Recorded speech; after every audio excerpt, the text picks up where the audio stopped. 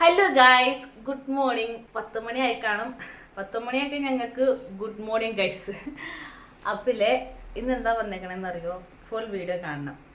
മെയിനായിട്ട് പറയാൻ വന്നോ, ഞാൻ എണീറ്റ് വന്നപ്പോൾ അച്ഛൻ കുറച്ച് ബീഫ് കൊണ്ടുവന്നു ഗൈസ്. ആ ബീഫ് വെക്കണം എങ്ങനെയെന്ന് കാണാം.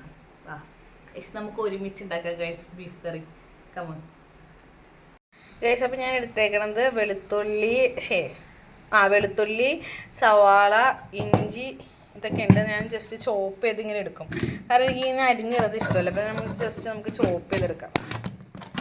ചോപ്പ് ചെയ്തെടുക്കുമ്പോൾ കാണിച്ചു തരട്ടെ. ഇരിക്കും. അയ്യോ വന്നില്ലല്ലോ. ഇതെന്നാ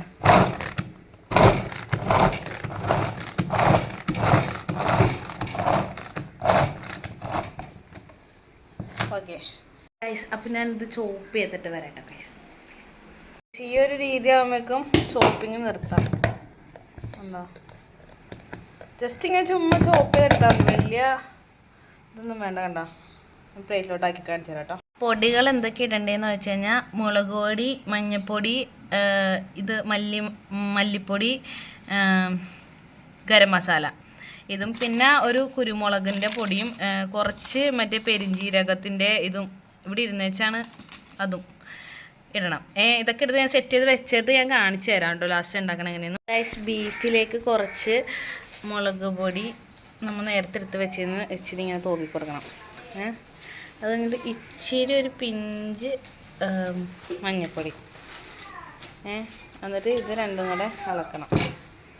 ഇളക്കുന്നതിന് മുന്നേ കുറച്ച് കുരുമുളക് പൊടി ഇടണം. അയ്യോ, അപ്പടി ഇടരുത്, കുറച്ചിട്ടാൽ മതി. രണ്ടും ഇളക്കിയിട്ട് അതൊരു കുറച്ച് നേരത്തെ വെച്ച ഇതുണ്ട് സവാള കുറച്ചിട്ടെടുത്തത് ഇട്ടെടുക്കാം. ഇതിട്ട് നന്നായി മിക്സ് ചെയ്യണം. എന്നിട്ട് ഇതിനകത്തോട്ട് കുറച്ച് വെളിച്ചെണ്ണ ഒഴിക്കണം. ഇതിനകത്തോട്ട് കുറച്ച് ഉപ്പും കരിവേപ്പില ഇടണം. ഉപ്പ് നമ്മൾ ഇതിനകത്ത് കൂടുതലാണെങ്കിൽ കറിയിൽ ഒരിക്കലും ഉപ്പിടരുതേ.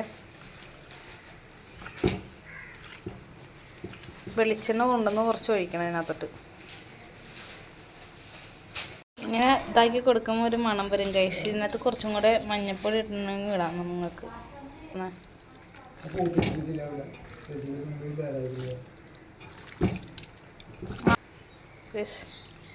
ഇതൊരു മണം വരും ഗൈസ്. കുറച്ച് വെളിച്ചെണ്ണ കൂടെ ഒഴിച്ചിട്ടുണ്ട് കേട്ടോ.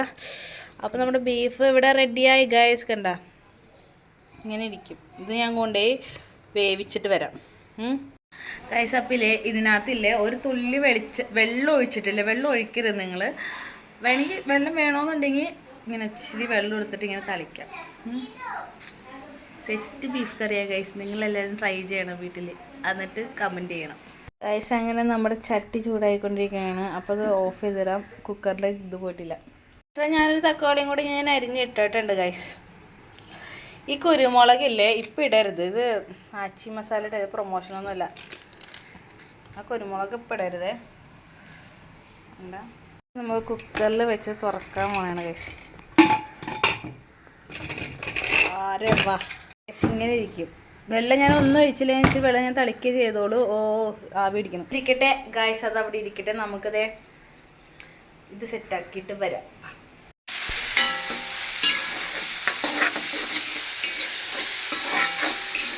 ഇനി ഈ പൊടികളെല്ലാം ഇടാം ഗൈസ്. ചെറുതായിട്ടൊന്ന് വാടിയിട്ടുണ്ട്. എന്നാൽ ഇട്ട് കൊടുക്കാം.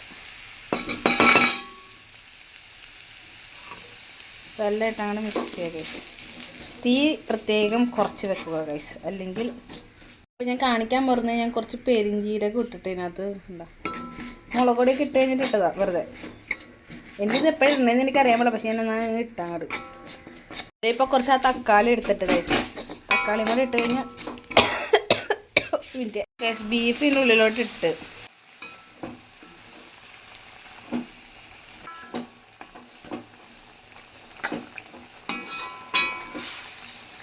ഇനിയാണ് എൻ്റെ പ്രോസസ്സിങ് ഗൈസ്. ഇതിവിടെ കിടന്ന് ഈ ആവിയിൽ വേവണം. എൻ്റെ ബീഫ് കറി സ്പെഷ്യലിസ്റ്റാണ് ഞാൻ ഇവിടുത്തെ.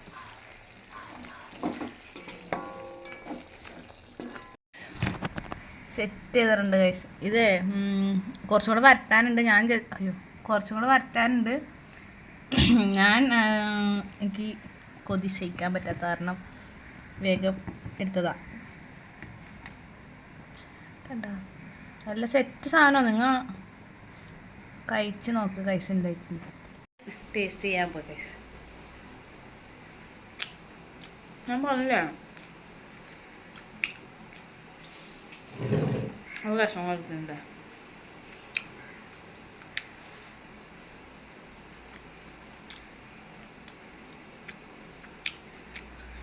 സെറ്റ് സാധനം എല്ലാവരും വീട്ടിൽ ഉണ്ടാക്കി നോക്കാം. Okay bye.